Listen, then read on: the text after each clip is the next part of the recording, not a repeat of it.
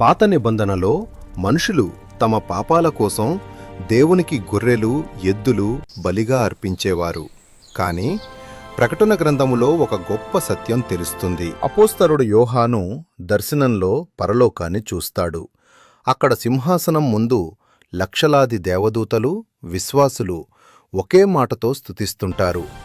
బలి చేయబడిన గొర్రెపిల్ల యోగ్యుడు. ఆ గొర్రెపిల్ల ఎవరు? అది యేసుక్రీస్తు. ప్రపంచ పాపాల కోసం ఆయన ఒకసారి శాశ్వత బలిగా తన ప్రాణం అర్పించాడు. ఇక మళ్ళీ జంతు బలులు అవసరం లేదు. ఆయన రక్తం ద్వారా విమోచనం, క్షమా, నిత్యజీవం లభిస్తుంది. ప్రకటన గ్రంథం చెబుతుంది, బలి చేయబడిన ఆ గొర్రెపిల్ల ఇప్పుడు మహిమతో రాజ్యమేలుతున్నాడు. మన రక్షణ కోసం ఇచ్చిన ఆ పరమ బలి ప్రేమ యొక్క అత్యున్నత ఉదాహరణ. సందేశం: పాత నిబంధన బలులు నీడ మాత్రమే. నిజమైన పరిపూర్ణ బలి యేసుక్రీస్తే.